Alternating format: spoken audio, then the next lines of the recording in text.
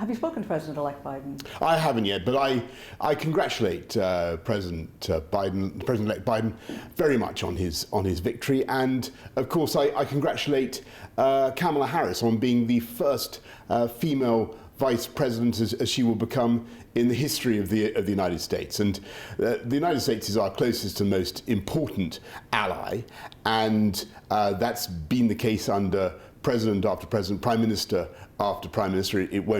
It won't change. And I look forward very much to working with President Biden and his team on a lot of crucial stuff for us in the weeks and months ahead.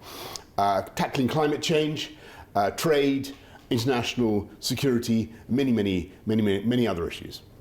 Right, well, as you know, President-elect Biden has called you a clone of President Trump, and he's also made it clear that he thinks Brexit is a mistake and it will diminish Britain in the world. How are you going to convince him that he's wrong? Well, I think there is far more that unites the government of this country and government in Washington any time, at any stage, than divides us. We have common values, we have common interests, we have a common global perspective. There's a huge amount of work we need to do together to protect those values. A belief in democracy, in free speech around the world, in human rights, in free trade, in the rules-based international order. All these things are currently under threat, and you have the United States and Britain standing together, as they have done many times in the past, to protect those values. So there's far more, I think, that unites us than divides us. And obviously one thing the UK is seeking is a trade deal with the United States. This change of administration presumably will mean that can't happen now before the end of the Brexit transition period. Might not happen for a while yet. Does that make it more urgent to get a deal with the EU in the coming days?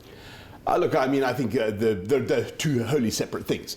I've always been a great enthusiast for a trade deal with our European friends and partners. I think it's there to be done. The broad outlines are pretty clear. We just need to get on and do it if we can. And I've said that to Ursula von der Leyen just yesterday, and she totally agrees with me. But on the trade deal with the US, I'm a keen student of the United States trade policy, and they're tough negotiators, and I've never believed that this was going to be something that was going to be a complete pushover under any US administration. I think there's a good chance we'll do something. Liz Truss and her teams have made a huge amount of progress, and we'll get on. But I tell you what I'm very excited about at the moment, and that is what is happening to the global consensus on tackling climate change. And next year, the UK hosts the COP26 summit. We host the G7 presidency and then the COP26 summit. And already you've got country after country lining up to support the ambition of net zero by 2050. So Japan came through, Korea came through, even China has come through with a plan to do it by 2060, which is absolutely fantastic for the world. And I think now with President Biden in the White House in Washington, we have the real prospect of American global leadership in tackling climate change. And the UK, as you know, was the first major country to set out that objective of net zero by 2050. We led the way a few years ago, and we're really hopeful now that President Biden will follow and will help us to deliver a really good outcome at the COP26 summit next year in Glasgow. And one thing that does trouble President-elect Biden is the internal market bill, because he sees that as potentially undermining the Good Friday Accord. Are you determined to pass that bill through Parliament as it is? Yes, as I told Ursula, the parliamentary timetable goes ahead, and the whole point of that bill, and indeed the finance bill, is to protect and uphold the Good Friday Agreement and the peace process in Northern Ireland. And again, that's one of the things that we're united on with our friends in the White House. And on climate change, I mean, what would you like to see the Biden administration concretely do? And do you think he'll be able to deliver, given that he faces a divided country and possibly a Republican-dominated Senate?